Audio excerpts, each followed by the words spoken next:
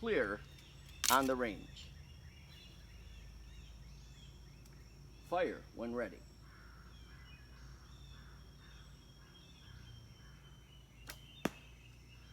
Bullseye!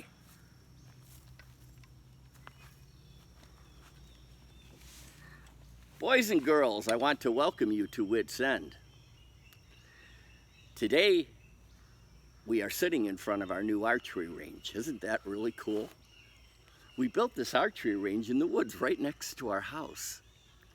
And the other day, 3 of my grandchildren were here and they used this bow. It's a 15-pound bow. Pretty easy for children to shoot with. However, I had to promise my granddaughter Elena, who's very strong and 14 years old, that I would soon get her a stronger bow that will teach her more about archery.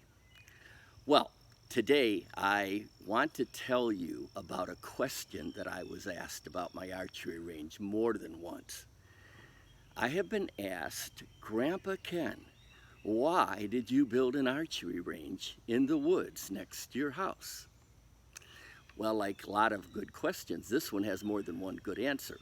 But the answer I want to tell you about today is that even though it took a lot of work, I mean, I had to cut down trees and clear a lot of brush, and I spent quite a bit of money on the equipment that I am using to teach archery to children and even teenagers and adults. One of the reasons I did all that work and spent that money was that every time I teach archery, I get to talk to the people about the Indians, the people that lived on this land and lived very well, very happy lives, for 15,000 years before the white people crossed the ocean and took the land from the Indians and often killed the Indians instead of sharing the land with them. Boys and girls, that was not very wise.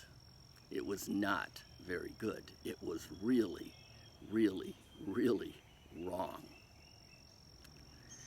On the other hand, the people who lived here for 15,000 years, the Native Americans, the First Nations people, the indigenous people, some of them were called the Adena, some were called First Nations people, some were called Fort Ancient people, the Shawnee and the Delaware. They were really wise people. They knew how to live on the land and take care of the land. They knew that the land did not belong to them. They were given the land to live on and to take care of. They were very, very wise.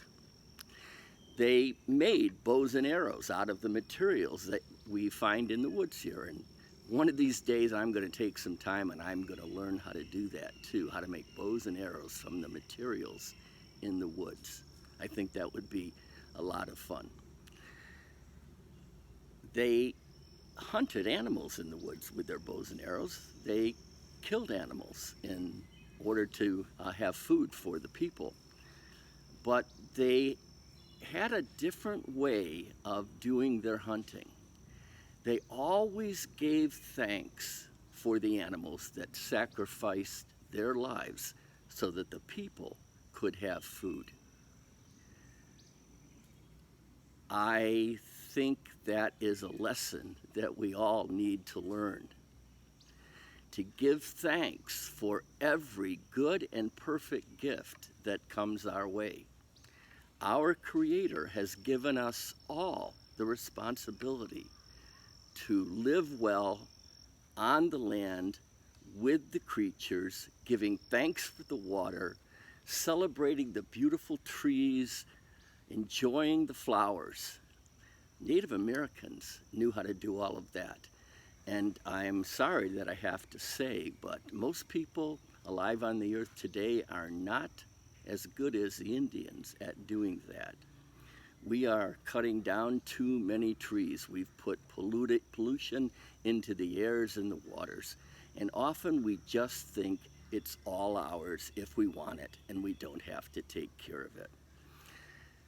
one of the reasons I want boys and girls and everybody else to understand the way that the Native Americans lived on this land is that we need, I mean really need, in order for our lives to continue to be good, we need to learn what the Indians knew about taking care of the land and giving thanks and taking care of each other. Boys and girls, I hope you will come down to Whitt's End sometime soon so that I can teach you about archery. And I can teach you also about the people who lived here for 50